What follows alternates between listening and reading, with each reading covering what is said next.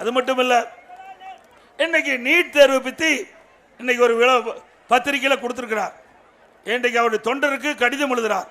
NEET தேர்வு, உதய மின் திட்டம், இப்படி ரெண்டையும் கோட் பண்ணி ஒரு கடிதம் தொண்டருக்கு எழுதியிருக்கார். நீட் தேர்வு எப்பொழுது வந்தது? 2010 டிசம்பர் 21. 2010ஆம் ஆண்டு டிசம்பர் 21ஆம் தேதி காங்கிரஸ் தலைமையிலே மத்திய அரசாங்கம் அப்பொழுதுதான் நீட் தேர்வுக்கு நோட்டிபிகேஷன் விட்டாங்க. அப்போ பாரதிய ஜனதா காங்கிரஸ் கட்சி தான் மத்தியில் ஆண்டது. திமுக அந்த கூட்டணியில் அங்கம் வைத்தது.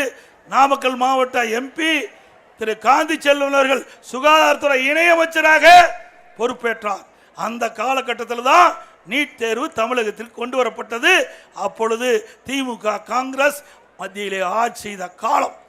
அவர்களே கொண்டாந்தாங்க, அவர்களே எதிர்க்கிறாங்க. எவ்வளவு நாடகம் பாருங்க. கொண்டு வந்தது அவர்கள், எதிர்ப்பதும் அவர்கள். மாண்பு அம்மா இருக்கின்ற வரை நீட் தேர்வை தடை செய்வதற்கு எவ்வளவோ முயற்சி செஞ்சோம். இது இந்தியா முழுவதும் இருக்கின்ற ஒரு பிரச்சனை. நீதிமன்றம் போச்சு, நீதிமன்றம் ஒரு தீர்ப்பை கொடுத்து விட்டது. அதனால நீட் தேர்வை நாம் நடைமுறைப்படுத்தவில்லை. ஆனால் திராவிட முன்னேற்ற கழக தலைவர் திரு ஸ்டாலின் அவர்கள் 2021 சட்டமன்ற பொதுத்தேர்தல் போது திராவிட முன்னேற்ற கழகம் ஆட்சிக்கு வந்தால் முதல் கையெழுத்து நீட் தேர்வு ரத்து செய்யப்படும் என்று. 50 மாத காலம் ஆயிடுச்சு, நீட் தேர்வு ரத்து செஞ்சாங்களா? உதயநிதி ஸ்டாலின் சொல்றார் நீட் தேர்வை ரத்து செய்வதற்கு ரகசியம் இருப்பதுன்னு சொல்றாரு. சொல்லுங்க, 50 மாத காலம் ஆயிட்டுது, என்ன ரகசியம்னு மக்கள் கேட்கிறாங்க.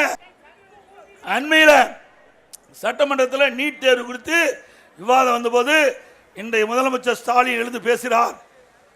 நீட் தேர்வு எங்களால் நடைமுறைப்படுத்த முடியாது, நீதிமன்றத்தில் தீர்ப்பு வந்த காரணத்தினால. இதைத்தான் நாங்களும் சொன்னோம். நீதிமன்றத்தில் தீர்ப்பு இருக்கிறதுனால அண்ணா திமுகனால இதை நடைமுறைப்படுத்தாது, இருந்தாலும் நீட் தேர்வுக்கு விலக்கை பெறுவதற்கு நாங்கள் முயற்சி செய்கிறோம். இதைத்தானே நாங்களும் சொல்லிட்டு இருந்தோம். ஆனால் மக்களை ஏமாற்றி, பெற்றோர்களை ஏமாற்றி, மாணவர்களை ஏமாற்றி, மக்களை திசை திருப்பி 2021 சட்டமன்ற பொதுத் தேர்தலில் வெற்றி பெற்று ஆட்சிக்கு வந்த பிறகு இன்றைக்கு கைவிரித்து விட்டார்கள்.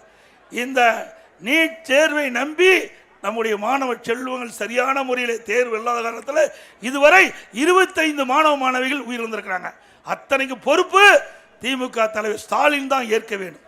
இவர்கள் உண்மையை சொல்லி இருந்தால் இந்த பிரச்சனை வந்திருக்கா. இந்த நீட் தேர்வு நீதிமன்றத்தில் வழக்கு நடந்துட்டு இருக்கும்போது ஒரு காங்கிரஸ் கட்சியினுடைய மூத்த தலைவர், ஒரு நிதியமைச்சராக இருந்தார், மத்தியில் உள்துறை மந்திரியும் இருந்தார். அவருடைய மனைவி நீட் தேர்வுக்கு எதிராக நீதிமன்றத்தில் வாதாடுறாங்க. வாதாடி முடிஞ்ச பிறகு தீர்ப்பு வந்தாச்சு. தீர்ப்புக்கு வந்த பிறகு வெளியிலே வந்து ஊடகத்துக்கு பேட்டி கொடுக்குறாங்க. நீட் தேர்வுக்கு முற்றுப்புள்ளி வைத்து விட்டேன் என்று காங்கிரஸ் கட்சியை சேர்ந்த மூத்த தலைவருடைய மனைவி சொல்றாங்க. ஆனா வெளியில வேஷம் என்ன? ஒரு பக்கம் நீட் தேர்வை கொண்டு வந்து விட்டார்கள், ஒரு பக்கம் நீட் தேர்வை அமுல்படுத்த வேண்டும் என்று வாதாடுகிறார்கள், மறுபக்கம் நீட் தேர்வு ரத்து என்று மக்களிடத்தில் நாடகம் ஆடுகிறார். இப்படிப்பட்ட கூட்டணி கட்சிகள் ஆட்சிக்கு வர வேணுமா? ஆக மக்களை எல்லாம் எப்படி நம்ப வைத்து ஏமாற்றுகிறார்கள் என்பதை நீங்கள் உணர வேண்டும்.